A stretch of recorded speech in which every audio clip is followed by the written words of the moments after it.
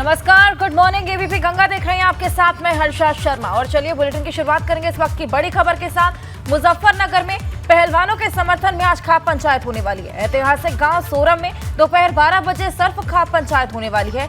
Haryana, Punjab, Rajasthan, UP के खाप चौधरी इसमें शामिल होंगे। सोरम पंचायत के लिए आज बड़े फैसले लिए जा सकते हैं। यहाँ पर खाप पंचायत में आंदोलन की आगे की रणनीति पर भी चर्चा होने वाली है। दोपहर 12 बजे खाप पंचायत की शुरुआत होगी। हरियाणा, पंजाब, राजस्थान और यूपी के खाप पंचायत इसमें शामिल होंगे। सोरम पंचायत में आज बड़े फैसले लिए जा सकते हैं और साथ ही खाप पंचायत में जो आंदोलन जारी है पहलवानों का, उसके लिए आगे की रणनीति पर चर्चा भी हो सकती है। 5 दिन का अल्टीमेटम यहाँ पर सरकार को दिया गया है। ऐसे में बड़ी पंचायत ये हो सकती है। 12 बजे अहम फैसले यहाँ पर ले जा सकते हैं और आगे की रणनीति इस पूरे आंदोलन को लेकर उस पर भी आज चर्चा हो सकती है। मुजफ्फरनगर में पहलवानों के समर्थन में यहाँ पर एक खाप पंचायत होने वाली है। ऐतिहासिक गांव सोरम, जिसमें 12 बजे इस खाप पंचायत की शुरुआत होगी। हरियाणा, पंजाब, राजस्थान, यूपी के खाप पंचायत इसमें शामिल होने वाले हैं।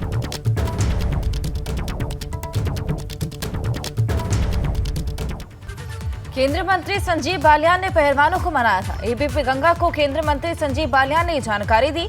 पहलवानों से संजीव बालियान ने बातचीत की थी। गंगा में मेडल विसर्जित करने से संजीव बालियान ने रोकने की भी कोशिश की थी। संजीव बालियान ने मेडल विसर्जित नहीं करने की अपील की थी। साथ ही पहलवानों ने केंद्रीय मंत्री संजीव बालियान की बात मान भी ली थी। संजीव बालियान ने साक्षी, विनेश, बजरंग पुनिया को खूब समझाया बुझाया था। तो हरिद्वार पहुंचे पहलवानों से संजीव बालियान ने बातचीत की थी। गंगा में अपना मेडल विसर्जित करने से यहां पर रोका था। इस पूरे मामले को लेकर अपील की थी कि मेडल को विसर्जित ना किया जाए और ऐसे में खूब समझाया बुझाया था। और आपको बता दें कि पहलवानों ने भी केंद्रीय मंत्री की बात को माना था। तो संजीव बालियान ने साक्षी, विनेश, बजरंग पुनिया से बातचीत की थी। मुजफ्फरनगर में सर्व खाप की महापंचायत होने वाली है। पहलवानों के समर्थन में यहां पर सर्व खाप उतरी हुई है। हरियाणा, पंजाब, राजस्थान, यूपी के किसान इसमें शामिल होंगे। सोरम पंचायत में बड़ा फैसला लेने वाले हैं खाप मुखिया। पंचायत में तय होगी आगे की रणनीति। सरकार को 5 दिन का अल्टीमेटम दिया गया है। देश भर में बृजभूषण का विरोध करेगा संयुक्त किसान मोर्चा। ऐसे में बृजभूषण के खिलाफ देशव्यापी प्रदर्शन का आह्वान भी करेगा। तो कई तमाम अहम फैसले इस पूरी खाप पंचायत पे लिए जा सकते हैं। और अब तक क्या क्या हुआ ये भी आपको बता दें। बृजभूषण की गिरफ्तारी की मांग कर रहे हैं पहलवान। 23 अप्रैल से जंतर मंतर पर प्रदर्शन कर रहे थे पहलवान। ऐसे में 28 मई को पुलिस से पहलवानों की झड़प हुई, जिसके बाद पुलिस ने पहलवानों को जंतर मंतर से हटा दिया। 30 मई को पहलवान अपने मेडल गंगा में बहाने गए थे। बीकेयू अध्यक्ष नरेश टिकैत ने पहलवानों को मेडल बहाने से रोका, समझाया बुझाया और उसके बाद नरेश टिकैत के मनाने पर वापस लौट आए थे सारे पहलवान। पहलवानों ने सरकार को 5 दिन का अल्टीमेटम दिया। उसके बाद पहलवानों के समर्थन में पूरी खाप एकजुट हुई और ऐसे में आज महापंचायत होने वाली है।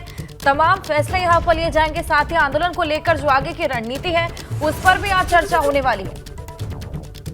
और ये भी आपको बता दें कि सोरम पंचायत क्यों अहम है। 4 राज्यों में सर्व खाप का यहाँ पर असर देखने को मिलता है।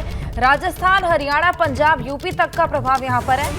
1897 की क्रांति का बिगुल यहाँ से बजाया गया था। कई ऐतिहासिक फैसले इसी चौपाल में हुए हैं और यहाँ पंचायत में 28 खाप का असर दिखने वाला है। बालियान खाप, सहरावत खाप, राठी खाप, देशवाल खाप, बुढ़ियान खाप, बत्तीसा खाप, बेनीवाल खाप, निर्वाल खाप, धनगढ़ खाप, झाड़सा खाप, सहरावत खाप, मलिक खाप और कई ऐसे खाप के मुखिया हैं जो कि इस महापंचायत में आज शामिल होने वाले हैं।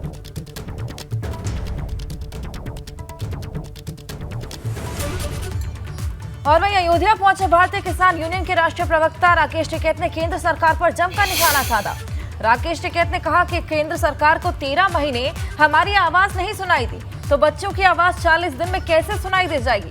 साथ ही उन्होंने आज मुजफ्फरनगर में होने वाली सर्व खाप पंचायत को लेकर कहा कि पंचायत में ये फैसला हो सकता है कि खिलाड़ी अपने मेडल राष्ट्रपति को सौंपेंगे या फिर इन मेडल की अंतर्राष्ट्रीय नीलामी करेंगे। राकेश टिकैत ने कहा कि इसलिए पहलवानों की मांग पूरी होनी चाहिए।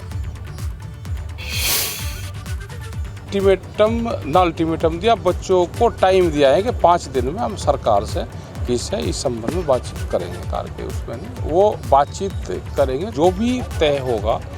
जिम्मेदार लोग बुलवाए, पत्रकार हैं, वे बुलवाए, सब लोगों से बातचीत करके कि इन हालातों में इस चीज़ पे क्या चीज़ हो सकती है और इसका बेहतर रिजल्ट इसका निकला। ये पहले सरकार है, ये तो भाई ये निकाल देंगे सब। अगर सरकार बचाव के उसमें आएगी तो नाबालिग को बालिग कर देंगे।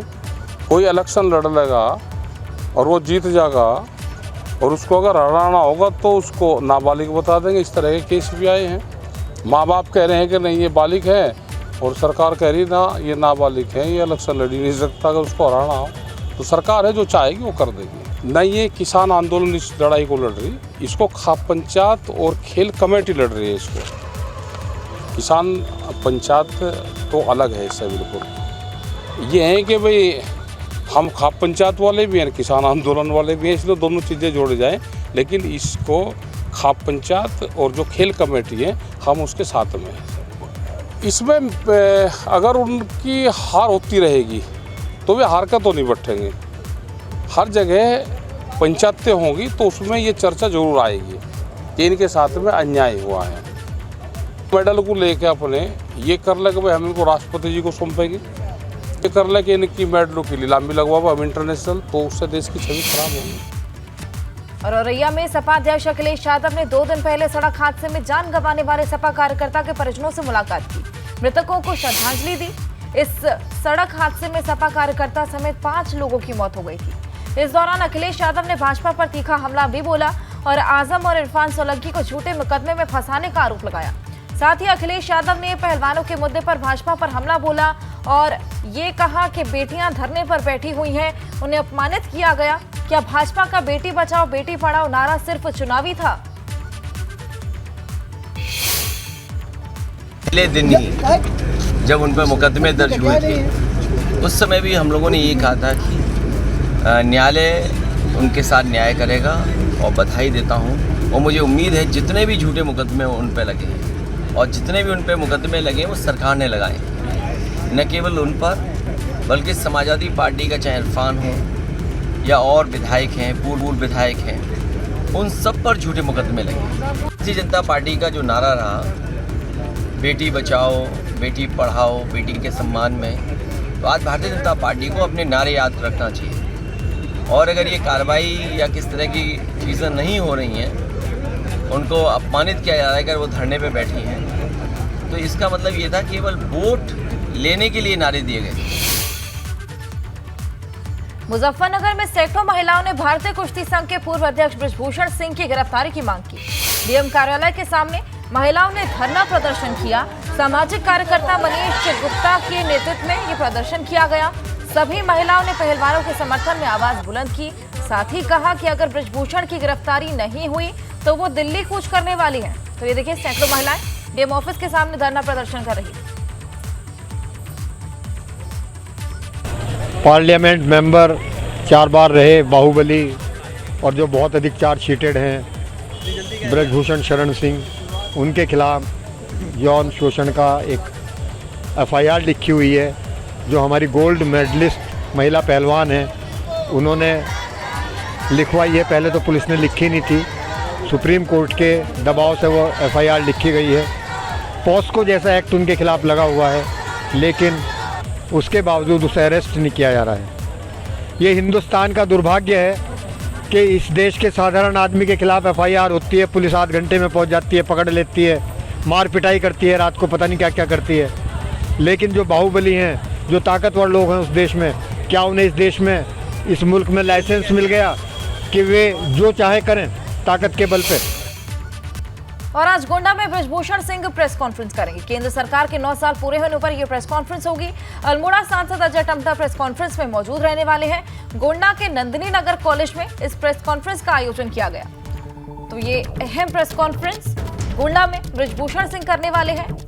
ऐसे में केंद्र सरकार के 9 साल पूरे होने पर प्रेस कॉन्फ्रेंस करेंगे। आपको बता दें कि बृजभूषण हालांकि फिलहाल विवादों में घिरे हुए हैं, लेकिन उसके बावजूद यहां पर प्रेस कॉन्फ्रेंस करने वाले हैं। अजय टम्टा भी इस प्रेस कॉन्फ्रेंस में मौजूद रहने वाले हैं। गोंडा के नंदिनी नगर कॉलेज में इस प्रेस कॉन्फ्रेंस का आयोजन होने वाला।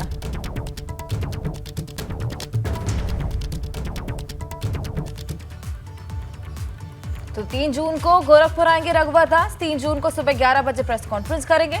4 जून को गोरखपुर पहुंचेंगे त्रिवेंद्र सिंह रावत। 4 जून को त्रिवेंद्र सिंह रावत प्रेस कॉन्फ्रेंस करने वाले हैं। भाजपा के महाजनसंपर्क अभियान के तहत ये दौरा होने वाला है। तो 3 जून को गोरखपुर में रघुवर दास रहेंगे। वहीं 3 जून की सुबह 11 बजे एक प्रेस कॉन्फ्रेंस करेंगे। महाजनसंपर्क अभियान के तहत ये दौरा रहने वाला है। अहम दौरा ये माना जा रहा है। 4 जून को आपको बता दें कि त्रिवेंद्र सिंह रावत भी प्रेस कॉन्फ्रेंस करने वाले हैं, जिसके लिए त्रिवेंद्र सिंह रावत 4 जून को गोरखपुर पहुंचने वाले हैं। तो 3 जून को रघुवर दास, वहीं 4 जून को त्रिवेंद्र सिंह रावत गोरखपुर के दौरे पर रहने वाले।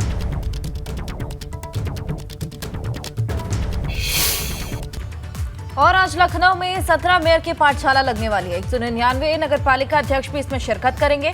सभी 544 नगर पंचायत अध्यक्ष इसमें शामिल होंगे। इंदिरा गांधी प्रतिष्ठान में ट्रेनिंग सेशन रखा गया है। सभी 760 निकायों के अध्यक्षों के लिए ये ट्रेनिंग सेशन है। आपको बता दें, सीएम योगी आदित्यनाथ और दोनों डिप्टी सीएम भी इसमें मौजूद रहने वाले हैं। नगर विकास मंत्री ए.के. शर्मा भी इस कार्यक्रम में शामिल होंगे। तो सभी 544 नगर पंचायत अध्यक्ष इसमें शामिल होंगे।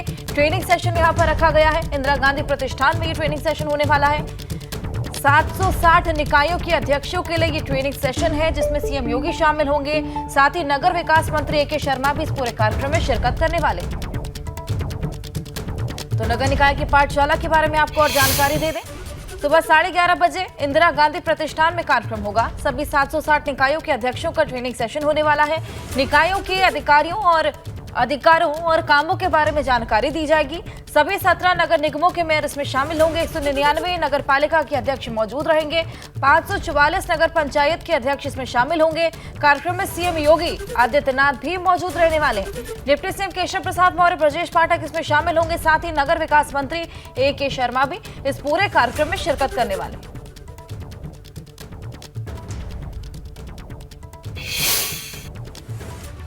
और आज से यूपी में भाजपा की टीम 21 संभालेगी मोर्चा। भाजपा के महासंपर्क अभियान के तहत प्रेस कॉन्फ्रेंस होने वाली है।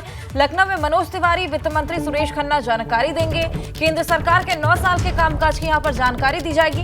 अलग अलग मंत्रियों और सांसद का यहां पर क्लस्टर बनाया गया है। तो अलग अलग क्लस्टर में तमाम जगहों पर जाकर ये सभी मंत्री 9 साल के कामकाज की जानकारी देते हुए नजर आएंगे। और ऐसे में केंद्र सरकार के 9 साल के कामकाज की जानकारी देंगे। और साथ ही अलग अलग मंत्रियों, सांसद का यहां पर क्लस्टर बनाया गया है। आपको बता दें, लखनऊ में आज मनोज तिवारी और वित्त मंत्री सुरेश खन्ना आज प्रेस कॉन्फ्रेंस करने वाले हैं। 80 लोकसभा सीटें जीतने पर यहां पर फोकस दिया जाएगा। और 80 सीट को जीतने के लिए 21 क्लस्टर बनाए गए हैं। 80 सीट जीतने के लिए 3-3 ग्रुप यहां पर बनाए गए हैं। ग्रुप ए में केंद्र मंत्री और पूर्व मुख्यमंत्री शामिल हैं। ग्रुप बी में वरिष्ठ नेता और सांसद शामिल हैं। वहीं ग्रुप सी में राज्यों के स्थानीय नेता शामिल हैं। केंद्र मंत्रियों को अहम जिम्मेदारी यहां पर सौंपी गई है। 7 केंद्र मंत्रियों को यह जिम्मेदारी दी गई है। भाजपा पदाधिकारियों को भी जिम्मेदारी सौंपी गई है। कई राज्य के पूर्व सीएम को भी जिम्मेदारी मिली है। वहीं आपको बता दें कि कई भाजपा सांसदों को भी जिम्मेदारी मिली। वहीं एमपी, उत्तराखंड के मंत्रियों को भी जिम्मेदारी दी गई है। 30 जून तक महासंपर्क अभियान चलेगा। एक-एक कार्यकर्ता तक संवाद का मकसद है। और ऐसे में हर बूथ को मजबूत करने का लक्ष्य साधा गया है। सशक्त बूथ की संरचना पर जोर दिया जाएगा। घर घर जाकर संवाद पर फोकस रहेगा और सभी वर्गों को साथ लेकर काम करना।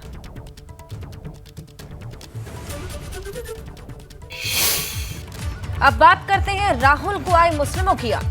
यूपी का राजनीति में नया विवाद, क्योंकि जहां अखिलेश यादव सॉफ्ट हिंदुत्व की लाइन पर चलने की कोशिश कर रहे हैं, वहीं राहुल गांधी मुस्लिम वोट के जरिए अपने हाथ को मजबूत करने में लगे हैं। क्योंकि अमेरिका में राहुल गांधी ने मुस्लिमों की स्थिति को लेकर ऐसी बात कह दी कि यूपी समेत पूरे देश की सियासत गर्मा गई।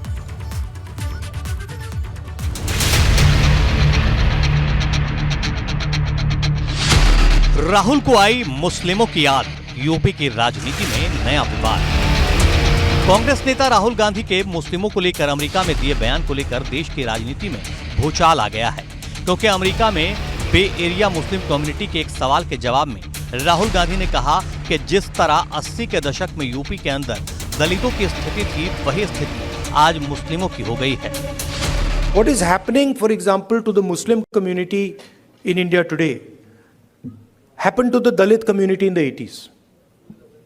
If you went to UP in the 80s, the Dalit community, what is happening with the Muslims was happening with the Dalits there. So periodically this type of stuff happens and we have to challenge it, we have to fight it, and we have to fight it with affection, not fight it with hatred. लेकिन राहुल जिस 80 के दशक का जिक्र कर रहे थे, उस वक्त यूपी में कांग्रेस की सरकार थी। लेकिन जो बात राहुल ने मुस्लिमों को लेकर कही, उस पर राजनीति गर्म हो गई है। भाजपा ने राहुल के खिलाफ चौतरफा मोर्चा खोल दिया है। सत्ता वियोग की कुंठा कहूँगा कि सत्ता के बिना जो कुंठा से ग्रस्त कांग्रेस और उनके नेता हैं, जो अपना प्रधानमंत्री की कुर्सी पर जन्मसिद्ध अधिकार समझते थे, आज उनके अधिकार को जनता ने उनसे छीन लिया है लोकतंत्र की ताकत के बल पर।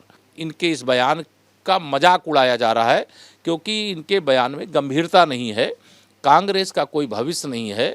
कुंठा से ग्रस्त कांग्रेस पार्टी यह मानती है कि हम माननीय नरेंद्र मोदी जी के विरोध में विदेश में बोल करके कुछ समर्थन हासिल कर लेंगे, तो जो बचा कुचा समर्थन है वो भी गंवा देंगे। वो हमेशा देश के प्रधानमंत्री जी पर और देश के सामाजिक राजनीतिक ताने बाने पर विदेशों में ही हमला क्यों करते हैं? उन्हें इतना बड़ा मंच यहाँ कांग्रेस पार्टी के रूप में यहाँ मिला है, यहाँ उन्हें ही बोलना चाहिए।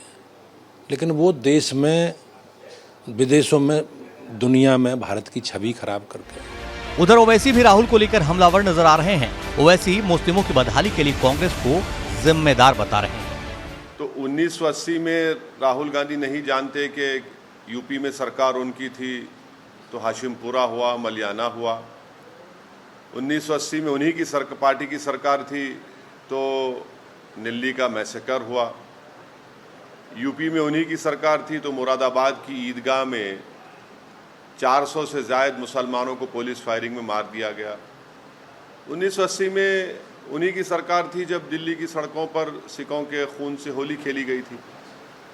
तो आपको ये बोलना चाहिए कि मुसलमानों पर अगर हो रहा है तो क्या हो रहा है। लेकिन जहां तमाम राजनीतिक दल राहुल पर हमलावर हैं, वहीं सपा के दोनों मुस्लिम सांसद राहुल के साथ खड़े नजर आ रहे हैं। देखिए, हिंदुस्तान में अल्पसंख्यक खतरे में तो नहीं है, लेकिन अल्पसंख्यकों की हालात बहुत खराब है और भारत के रहने वाले मुसलमानों को उनका जायज़ हक मिल जाए, उनका रिजर्वेशन हो जाए, कानून में अमेंडमेंट करके रिजर्वेशन हो जाए, तो हिंदुस्तान का मुसलमान भी बराबर का अपने को शहरी समझेगा और बराबर के स्टेटस से और लोगों के साथ रहेगा। ये तो सच्चाई है कि भाई जहाँ मुसलमानों के साथ जुल्म हो रहा है, वहाँ दलितों के साथ भी हो रहा है।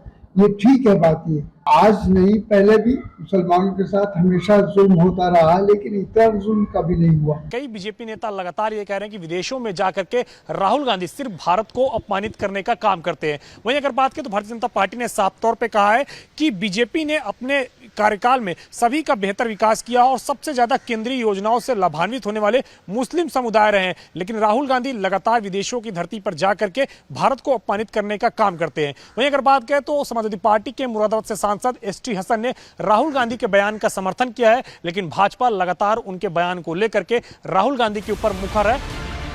दरअसल ये पूरी लड़ाई उस मुस्लिम वोट की है जिस पर यूपी में सपा, बसपा, कांग्रेस और AIMIM सब अपना दावा करते हैं। लेकिन 2024 में मुस्लिम वोट किसके लिए दरी बिछाएगा? अविनाश तिवारी के साथ ब्यूरो रिपोर्ट, ABP गंगा।